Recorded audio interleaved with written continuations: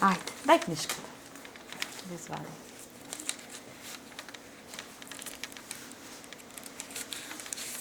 Ручка ли јаде ли во Ваткова? Јадеше си веќе докторки, веќе јадеше. Запчиња да не вадите? Сега, тоа не знам, затоа и го донесов да го видам. И млади и стари на преглед. Вака изгледа секојдневието на докторката Лилија Чолакова-Дервишова. Во редната состојба не сменила ништо. Знаеш како, ајде ја од денеска ќе го отвориме, ќе видиш сака сестрата од другата соба, нели? И да не беше од вчера. Матичен доктор е на илјадници пациенти. Одговара и телефонски и на социјалните мрежи. Зашто и да и побараат? Само за потврда, добро, и кој ден да биде први? Од вторникот? Ајде ќе пишеме потврда. Страф или не од вирусот за неа не е важно. Таа се води по Хипократовата. Сечи, живот вреди. Метформин од 850 за шеќерот, едно доста, оти две ти требаат. Добро, 2 пишеме. Месечно да не идеш барем 30 дена додека се препораките за помалку движење. За себе помислува кога не е со пациентите. Сама си купила маски, ракавици, дезинфекцијски средства. Председател е на Сдруженијето на матични лекари. Се бори за заштита на колегите.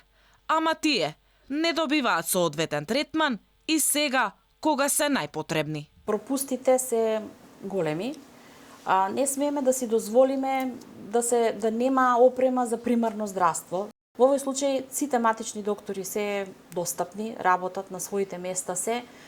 Не може да немаме соодветни скафандери, маски, но државата мора да има државни резерви.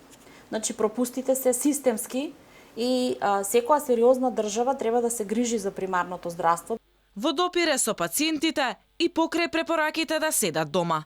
Но што ако и таа се зарази? Ако матичните доктори затворат или да не работат или да се инфицираат сите, дури тогаш ќе треба болниците сите да ги прифаќаат. Ние во моментот, благодарение на примарното здравство, немаме блокирани болници, немаме гужви, немаме редови пред болници. Во ординацијата инвестирала сама и сите слични на неа плаќаат концесии и поочекуваат третман од државата каков што заслужуваат.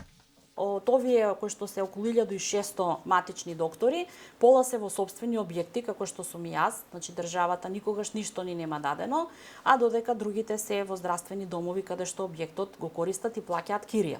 Така да ние припаѓаме на овој здравствен систем, ние го држиме здравствениот систем, сме најдостапни и еве како председател на матичните доктори барам респект, почит.